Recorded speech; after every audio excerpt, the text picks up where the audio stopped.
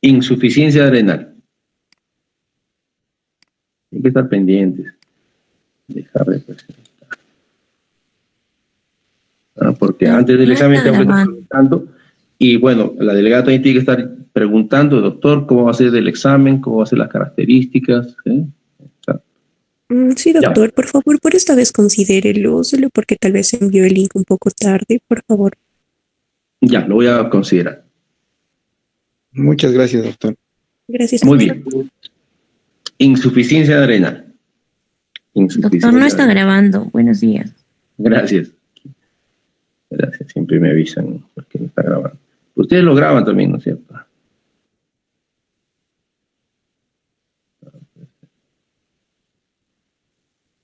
Grabar. Ya, pongan su asistencia, por favor, en el chat, ¿ya? Yo me fijo, apenas ponen ustedes la asistencia.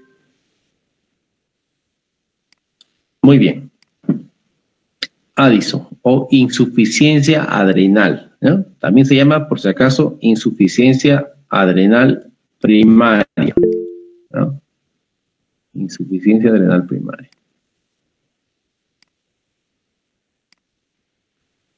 O enfermedad de Addison, ¿no? Esta es una patología también de las adrenales, a diferencia de la patología anterior que hemos visto, los tumores, ¿no? Que se producen, que ocurren en las adrenales, y obviamente causan básicamente 3 enfermedades, ¿no es cierto? Cushing, hiperaldosteronismo y feocromocitoma, ¿no? Son las enfermedades que hemos hecho. Por exceso, tumores generalmente. La insuficiencia adrenal, como su nombre dice, ¿no? Es un estado en el cual no hay, no hay producción de hormonas propias de las suprarrenales. Ya lleva el nombre de Addison porque Thomas Addison, en este año, en el 1850, ya describió esta enfermedad, ¿no? Hizo una publicación con pocos casos, antes era famoso con muy pocos casos, ¿no? Y exactamente describió así la enfermedad: un estado mórbido, caracterizado por anemia, langor generalizado, lo que ahora conocemos como astenia, decaimiento, debilidad marcada, disminución de la actividad cardíaca, ¿no? Estos pacientes suelen hacer bradicardia, irritabilidad estomacal, se refiere a náuseas, vómitos, y un peculiar cambio en el color de la piel, ¿no? Esto describió Addison hace muchos años. Addison se hizo famoso y la enfermedad lleva su nombre por este reporte de 11 pacientes, fíjense, o solo reportó 11. Recuerden que antes no había laboratorio, ¿no? No había anatomía patológica. El diagnóstico se hacía post-mortem, ¿no? O sea, veían a los pacientes con tanta curiosidad que notaban ciertas características comunes en sus pacientes, ¿no? Y al hacer la necropsia, ¿no? Buscaban los órganos y veían cuál estaba alterado, ¿no? O sea, a pesar de que es con 11 pacientes es tremendo trabajo, porque imagínense, de todos los pacientes que vería este doctor, ¿no? Se comenzaba a sistematizar. La sistematización es base de la medicina. Sistematizaba a sus pacientes con estos síntomas y en ellos, haciendo el estudio post-mortem, encontraba alteraciones en las adrenales, ¿no? Y obviamente después de esto, cuando los pacientes tenían estas características, obviamente para hacer el diagnóstico, que era post-mortem, ¿no? El paciente fallecía porque no había probablemente tratamientos, ¿no? Se iban directo a las adrenales y cual fueran magos decían: este paciente tiene algo en las adrenales, ¿no? Así, y veían, y efectivamente su adrenal estaba afectada. En esa época había mucha tuberculosis en esos años, ¿no? Y por tanto, él encontró tuberculosis adrenal. La tuberculosis ya los médicos la conocían, ¿no? Por sus características granulomatosas, ¿no? Que se ubicaban generalmente en los pulmones. Pero acá encontraba la TBC en las adrenales. Imagínense ustedes haciendo con su cadáver, ¿no? Y se iban a las adrenales y encontraban signos de granulomatosis propias de la TBC. De sus 11 pacientes, 6 tenían tuberculosis. 6, ¿no? 3 de ellos tenían un cáncer, ¿no? Un tumor adrenal, ¿no? Que probablemente no era, porque puede haber tumores acá también funcionantes y no funcionantes, ¿no? Y puede haber cáncer, ¿no? De hecho, los tumores que se localizan en las adrenales que tengan más de 4 centímetros tienen alta posibilidad de ser cáncer. En uno de ellos se encontró una hemorragia adrenal. Estaba hemorrágica la adrenal, probablemente una enfermedad que producía hemorragias. Y en una encontró fibrosis adrenal, ¿no? Fibrosis. Este es el reporte de Addison, ¿no?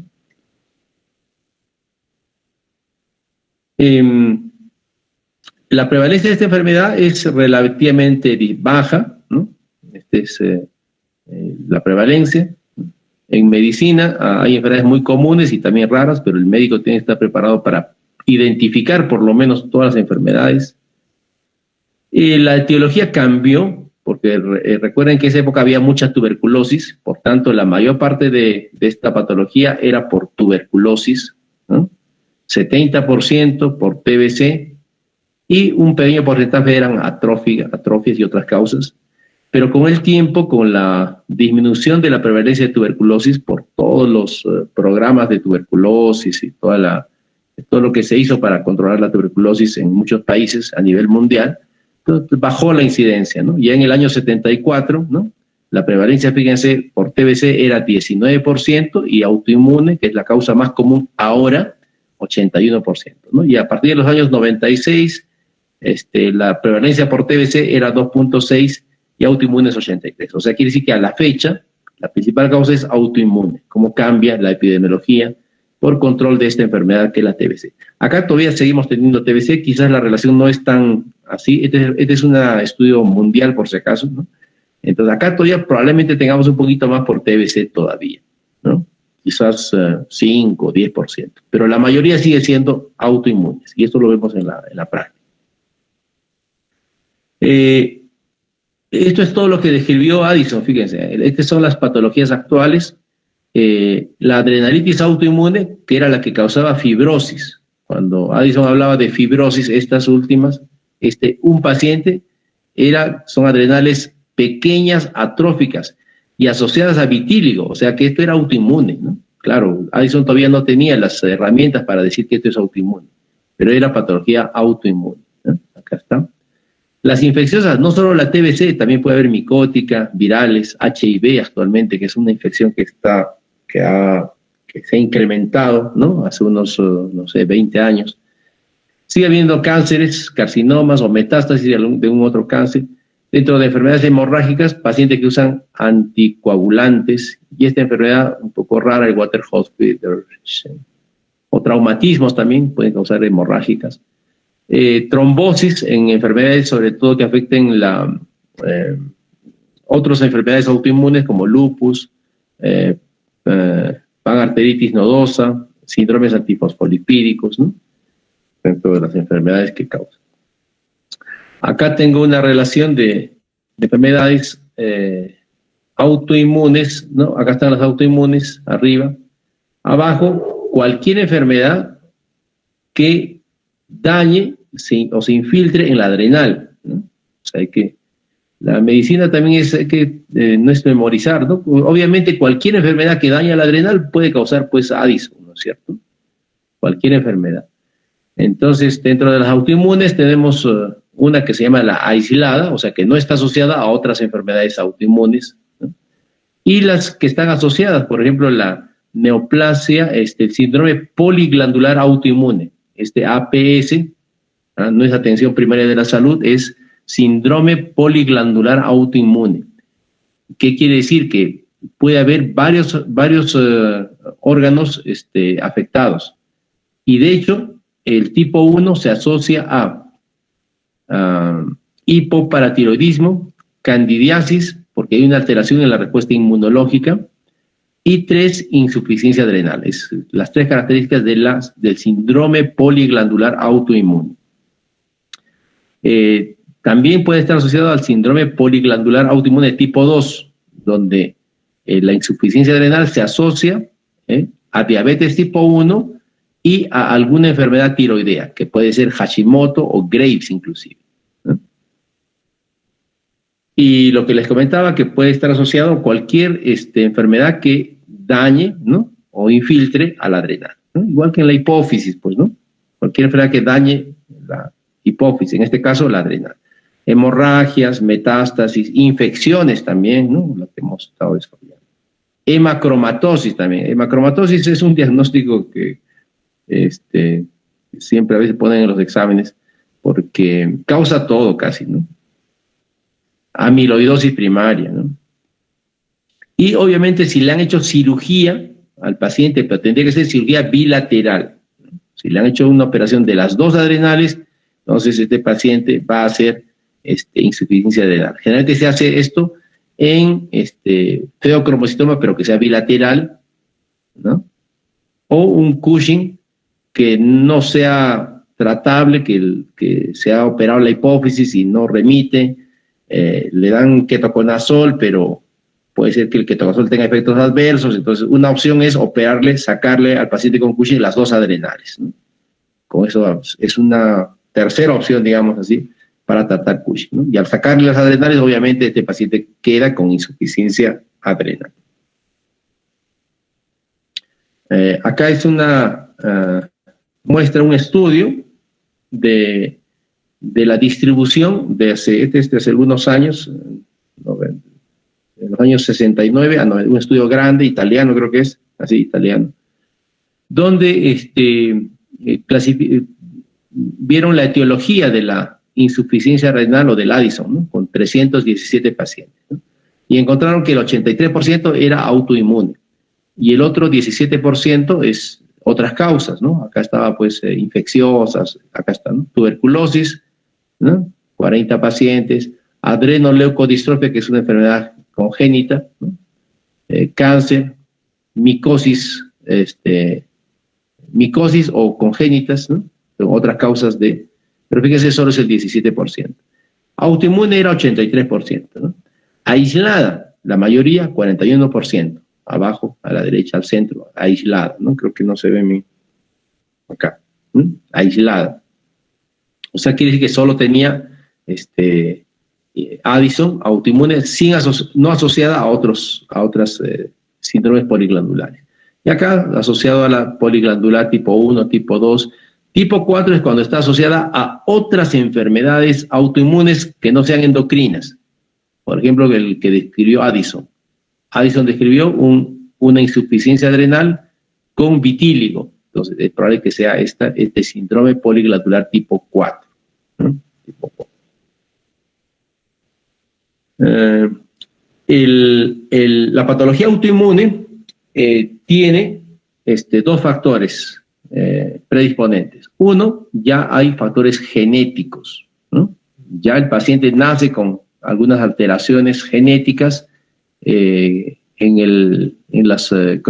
los genes del antígeno de histocompatibilidad, estos genes CTLA4, ¿no? Que ya le dan una predisposición a una inadecuada respuesta inmunológica. Recuerden que esto es común a veces a muchas enfermedades autoinmunes, ¿no? Los pacientes con enfermedades autoinmunes, incluido también Hashimoto, Graves, ¿no? Y Addison, ¿no? Hipoparatiroidismo autoinmune, ¿no? Todas tienen alguna alteración, una predisposición genética que no se manifiesta desde el nacimiento, ¿no? Tiene que haber un factor externo, ¿no? Un factor externo, ¿no? Que puede ser en algunos casos virales, en casos también acá está el estrés, ¿no? Que pueden junto a desencadenar, ¿no? Estos anticuerpos contra la corteza adrenal, ¿no? Que son generalmente anticuerpos contra la 21-hidroxilasa, ¿no? AB anticuerpos, y estos son los que van a provocar, ¿no? Una disminución, igual que en la diabetes tipo 1, también recuerdan, ¿no? Comienzan de la cantidad normal de las células adrenales, ¿no? Comienzan a decaer, hasta que disminuyen a una fase en que ya el cortisol se suele caer, ¿no? A un estado que ya da síntomas, ¿no? Obviamente van a haber estados subclínicos, ¿no? Donde probablemente el cortisol todavía está normal, la CTH normal, ¿no? Comienzan a caer, ¿no? Acá solo cae el pico, ¿no? Acá cae el cortisol basal y acá cae todo, ¿no? Entonces, esta fase, igual que en la diabetes tipo 1, ¿no? Puede durar semanas o meses, ¿no? Meses. Acá hay acá cuando está en este estadio también se puede manifestar cuando hay un evento precipitante, ¿no? Ya sea estrés, una cirugía, embarazo, infecciones, traumatismos, COVID, etcétera, ¿no? O sea, acá ya se puede manifestar. Así se manifiesta la insuficiencia adrenal. Acá están la clasificación de síndromes poliglandulares autoinmunes, ¿no? La tipo 1, que hemos dicho, ¿no? Síndrome poliglandular asociado a insuficiencia adrenal, candidiasis crónica e hipoparatiroidismo. Esta es la tipo 1. Tipo 2, una enfermedad autoinmune, ¿no? Enfermedad tiroidea, ¿no? Addison, diabetes tipo 1 y alguna enfermedad de tiroides, que sea Hashimoto o Graves. Tipo 3, alguna enfermedad tiroidea con otra, ¿no? Hashimoto con vitíligo, digamos, con otra enfermedad, ¿no? Con otra enfermedad autoinmune, excluyendo, claro, a las de anteriores. Y tipo 4, que tenga 2 o más enfermedades con enfermedades autoinmunes, ¿no? Que puede ser no solamente acá endocrinas, puede ser otros tipos. Entonces, la clasificación de síndromes poliglandulares autoinmunes.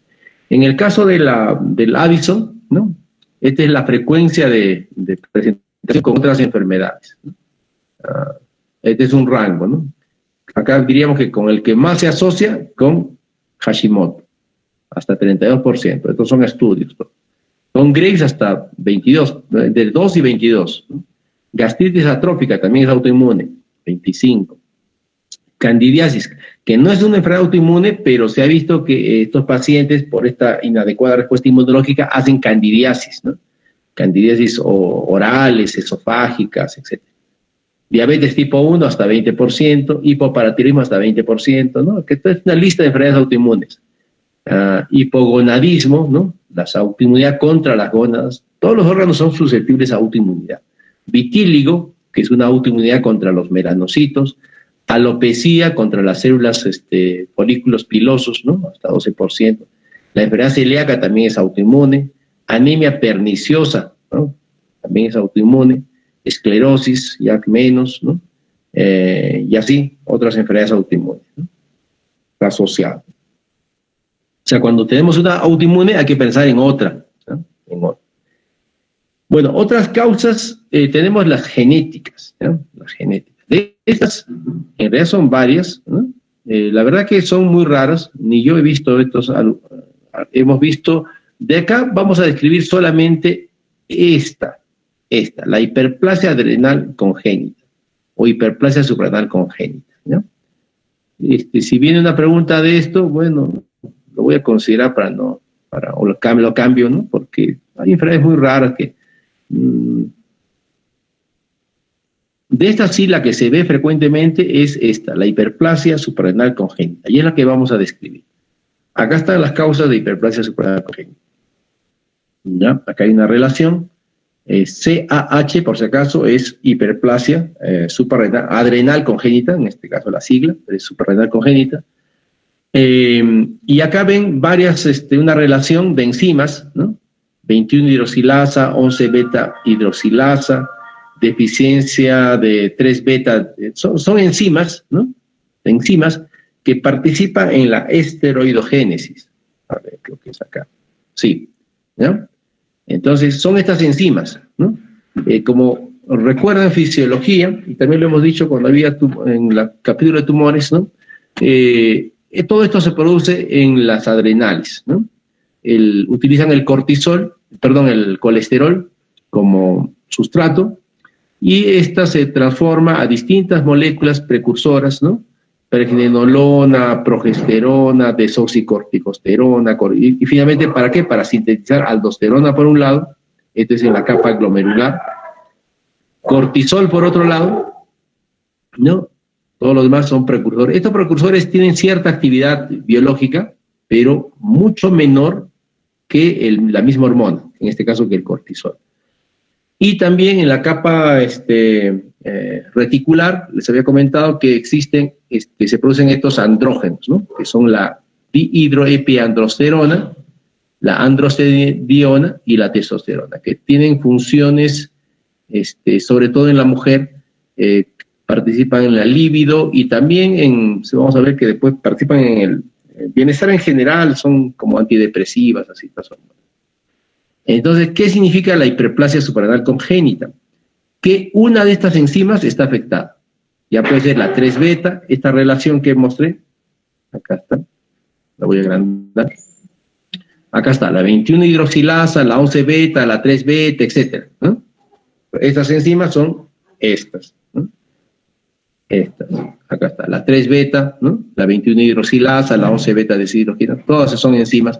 Entonces, y fíjese, es común, en algunos casos es común. Por ejemplo, la 21-hidroxilasa es común a este paso de la progesterona a la desoxicorticosterona, ¿no? Es común al paso de la 17-hidroxiprogesterona a la 11-desoxicortisona, es común.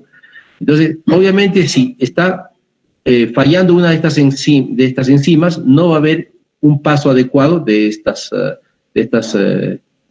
precursores y, por tanto, no va a haber cortisol ni aldosterona, ¿no? Esta es la falla de 21-hidroxilasa, que es la más común. Acá está. ¿no? Acá está la falla de la 21-hidroxilasa, que sería este nivel, ¿no? También puede ser la falla de la 11-beta-hidroxilasa, ¿no?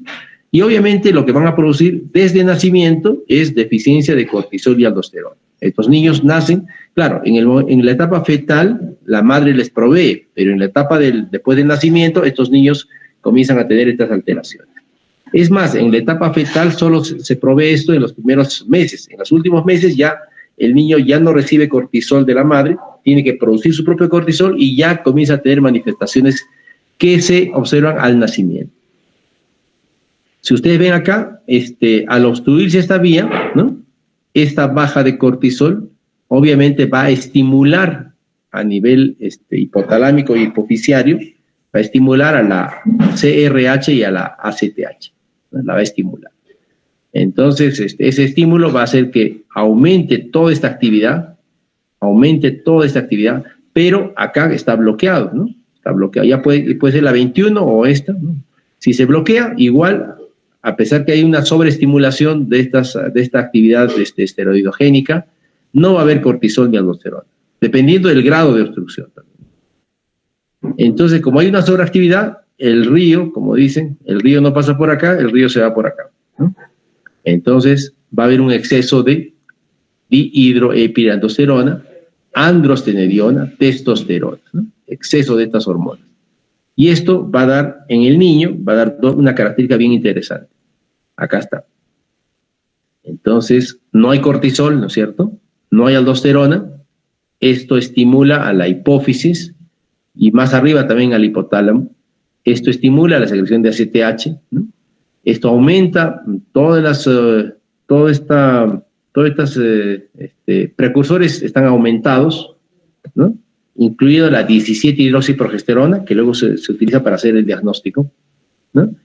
Y esto como sobreestimula a los andrógenos y los niños nacen con dos características. Insuficiencia adrenal que causa hiponatremia, o sea, el niño tiene langor, decaimiento, todas las características de la hiponatremia, que recuerdan que hemos visto, y a la vez, si es un niño, aumenta el desarrollo de sus genitales masculinos, y si es una niña, se androgeniza, o sea, da signos de virilización.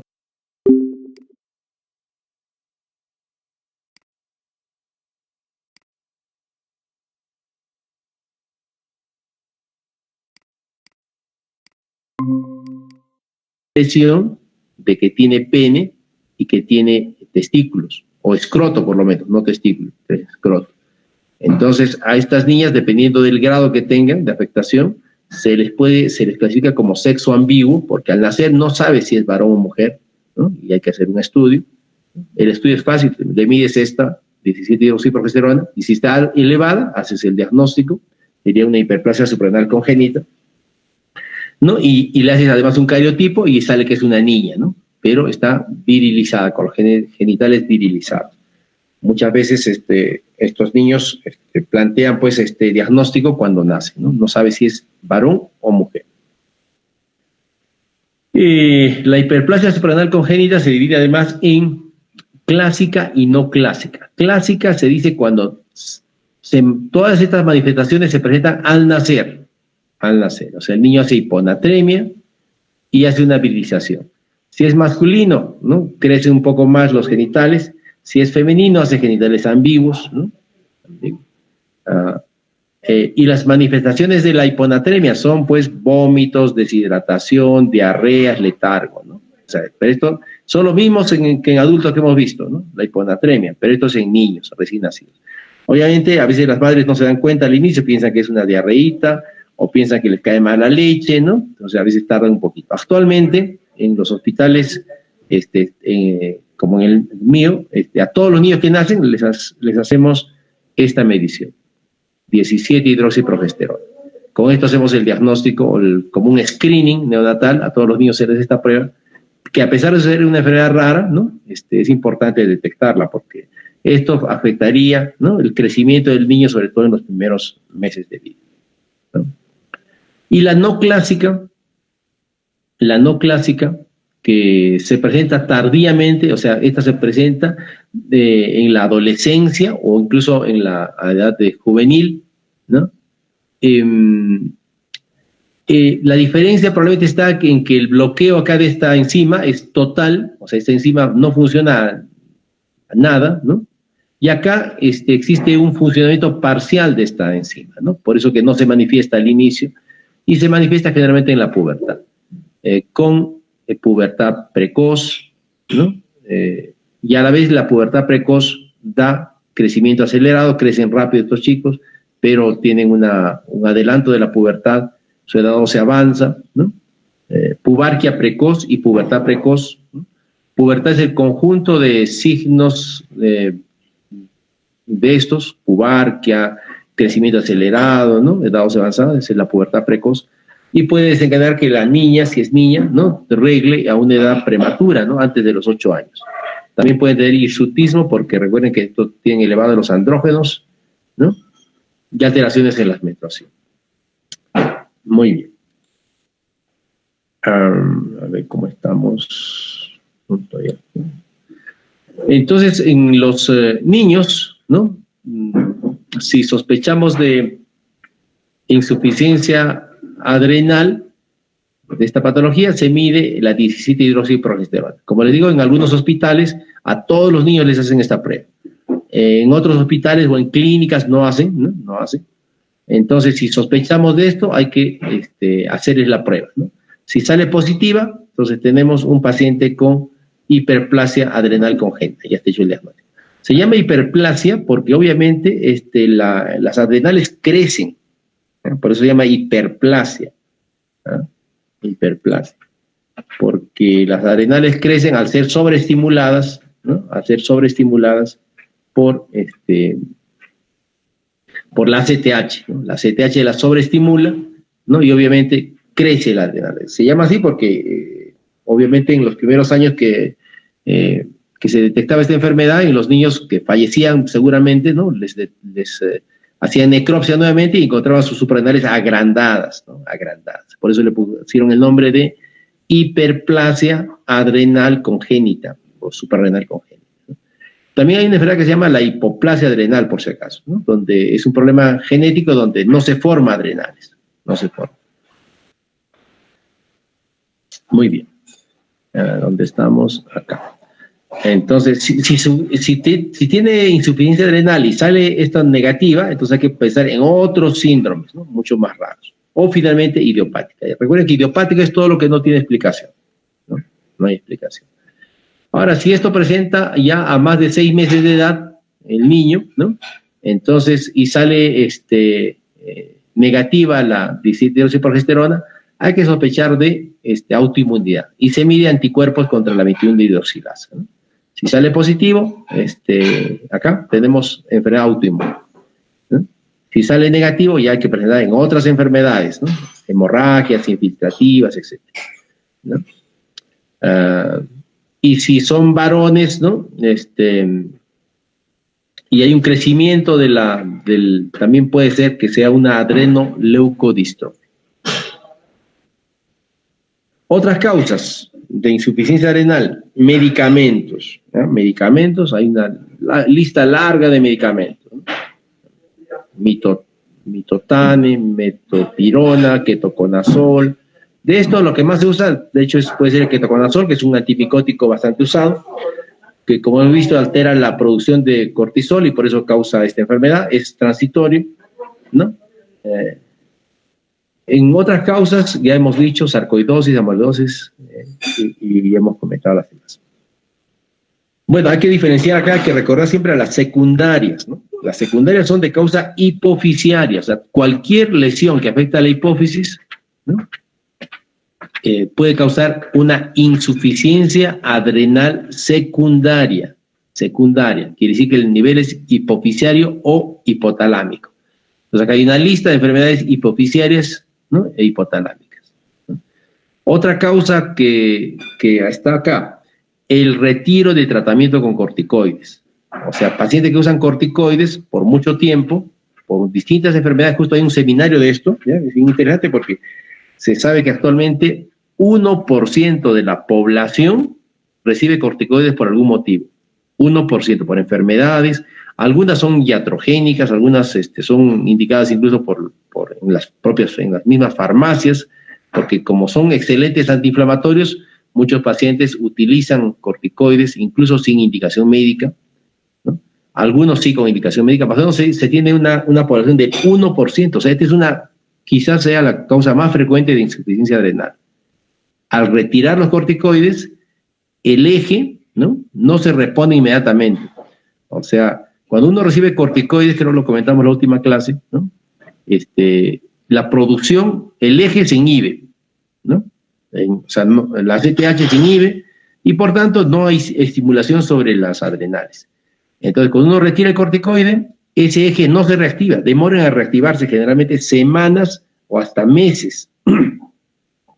Entonces, esas semanas o meses el paciente queda con insuficiencia adrenal. Por eso que cuando se retiran corticoides deben hacerse progresivamente, ¿no? Esto es lo importante de esta diapositiva.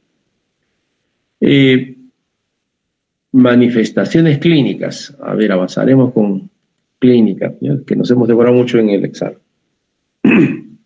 Tal como describió Addison, ¿no? Astenia, ¿no? Debilidad, apatía, puede haber hipotensión ortostática, ¿no? Pérdida de peso, es otra enfermedad que causa pérdida de peso. En endocrinología hay 3 enfermedades que causan pérdida de peso, ¿no? 1, diabetes en general, pierden bastante, 10 kilos. 2, hipertiroidismo. 3, insuficiencia adrenal, acá pierden peso los pacientes. Anorexia o hiporexia, y la hiponatremia puede dar síntomas gastrointestinales como náuseas, vómitos, diarreas, ¿no? Hay que distinguir en la insuficiencia adrenal los síntomas por insuficiencia adrenal con la crisis adrenal, ¿no? Que es la emergencia de la insuficiencia adrenal, ¿no? Entonces, la insuficiencia adrenal da lo que hemos dicho: fatiga, pérdida de peso, hipotensión postural, mareos posturales, se levanta el paciente y por hipotensión ortostática se marea, anorexia y problemas digestivos, ¿no? En cambio, en la crisis puede haber todo esto, pero en forma severa, ¿no? Y el paciente puede llevar a síncope, alteración del sensorio, puede desmayarse, presenta exacerbación de los síntomas abdominales, náuseas, vómitos, ¿no? Puede parecer un abdomen agudo, ¿ah? A veces, yo he visto que yo tengo un paciente que lo operaron, era Addison, pero lo operaron, pensaba que era peritonitis, ¿ah? Lo operaron. Dolor dorsal, ¿no? Confusión, pueden llegar al coma, porque esto puede hacer básicamente hiponatremias severas, y esto lo lleva a la crisis adrenal. Dentro de los signos, en la insuficiencia adrenal, vamos a ver que hay hiperpigmentación. Esta es una característica casi única. Claro, en otras enfermedades también hay hemocromatosis, etcétera. Pero un paciente hiperpigmentado, ¿no? Dicen, no ha ido a la playa, nada, pero está como bronceado, ¿no? Se hiperpigmenta más las zonas que están expuestas al sol, brazos, manos, rostro, ¿no? Las mucosas también se hiperpigmentan, ¿no? Las cicatrices y también la areola de la mama, ¿no? Son los que más se hiperpigmentan.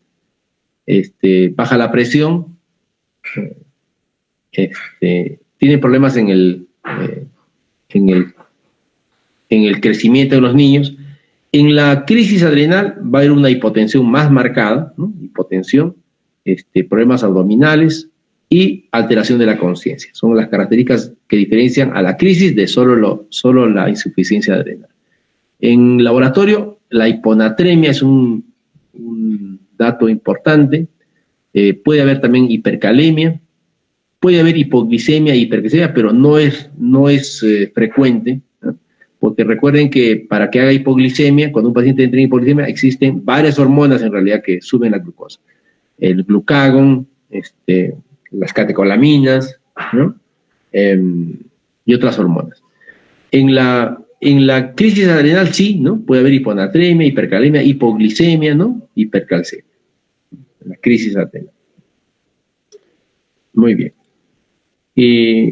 La hiponatremia se da porque tanto la aldosterona como el cortisol tienen por función retener sodio y agua, ¿no es cierto? Al haber deficiencia, ¿no? El sodio se pierde, ¿no? Y a cambio de la pérdida de sodio se retiene potasio, por eso que hay hiponatremia e hipercalemia. La hiperpigmentación se da porque los pacientes, al no haber adrenales, esto estimula a la CRH. La CRH estimula a la propiomelanocortina, de la cual es parte la ACTH, ¿no? Pero la propiomelanocortina que está incrementada, ¿no? Va a haber incremento de la ACTH, y parte de la ACTH, acá está la MSH, que es la hormona melanocítica estimulante. Entonces, esta está sobreestimulada por esta deficiencia, y esta hormona aumenta los melanocitos de la piel. Y es por eso que el paciente comienza a presentar hiperpigmentación, ¿no? Acá son ejemplos de hiperpigmentación, las líneas sobre todo, la areola mamaria, zonas de pliegues, cicatrices, mucosas, ¿no? Una forma de diferenciar la insuficiencia adrenal primaria y secundaria es justamente la hiperpigmentación, ¿no? En la primaria hay siempre hiperpigmentación, en la secundaria más bien hay palidez, porque acá hay muchos melanocitos y acá no hay melanocitos, ¿no? Acá hay algunas diferencias, como por ejemplo, en la primaria hay mucha mayor hipotensión ortostática, porque acá, recuerden, está alterada la aldosterona y el cortisol. En cambio, en la secundaria solo está alterada el cortisol. Entonces, por eso la hipotensión es leve a moderada. Estas son las características laboratoriales que se encuentran. Además, puede haber leve eosinofilia. Ya hemos dicho que hay hipercalcemia. Y el diagnóstico, bueno, esto lo dejaremos para la próxima clase, ¿ya? Muy bien. Preguntas, yo creo que también lo dejamos para la próxima clase, cuando terminemos, ¿ya? ¿O tiene alguna pregunta así urgente? ¿Pusieron presente? Presente. Una pregunta. ¿Cuánto tiempo de vida tienen sin tratamiento los recién nacidos con enfermedad de Addison? ¿Cuánto tiempo de vida? Depende del grado de su afectación. Siempre en estas afectaciones hay afectaciones completas, ¿no? Que tienen 0 encima en este caso, ¿no? Y estos niños, depende pues de si le viene sobre una sobreinfección o algún otro evento, ¿no? Pueden fallecer antes, ¿no? Algunos niños viven, no fallecen, ¿no? Viven así con letargia, con hiponatremia. Recuerden que la hiponatremia, uno se acostumbra a la hiponatremia, ¿no? Y puede venir un evento, dependiendo si el niño es prematuro, tiene una infección, puede fallecer antes. O sea, no hay un tiempo de vida que podamos decir estos niños van a fallecer. Pueden vivir inclusive muchos años. Estadios subclínicos de insuficiencia adrenal, sí, también se habla de estadios subclínicos, sí, de insuficiencia adrenal, donde el cortisol probablemente esté normal y la ACTH está elevada, ¿no? Sin embargo, no tiene mucha relevancia clínica. O sea, estos pacientes que tienen una insuficiencia adrenal subclínica, probablemente se podría estudiarlos para ver si van a progresar a Addison completo, ¿no? Lo malo es que, por ejemplo, la ACTH no es tan común. Por ejemplo, acá en Cusco no tenemos ACTH. ¿No? Hay que mandar a Lima a hacer un trámite, pues, ¿no? No es muy común. Es una enfermedad no tan frecuente, entonces, si hubiera ACTH, quizás encontraríamos bastante subclínico. Encontraríamos elevado, igual que en la tiroides, ¿no? Como se ha popularizado el uso de hormonas tiroideas y son económicas, entonces se encuentra hipotiroidismo subclínico. Pero insuficiencia renal subclínica debe haber, pero no está muy, no se hace el diagnóstico probablemente porque no tenemos ACTH. La prueba de ACTH es cara y además no hay. Entonces, por eso quizás que no se detectan tanto estadios subclínicos. La mortalidad de la crisis adrenal está en relación a la hiponatremia, ¿no? Hiponatremia e hipotensión, ¿no? El paciente hace hipotensión, no hay respuesta de reabsorción de sodio, ¿no? Hacen hiponatremias severas y puede fallecer. Muy bien, va a haber otro seminario de crisis también, justo en la próxima clase, ¿ya? Entonces, en la próxima clase termino yo con el diagnóstico y completan con los 2 seminarios, que es mañana, ¿no? Muy bien, jóvenes. Buen día. Disculpe, una última pregunta, doctor. El hiponatremia, doctor, va a seguir siendo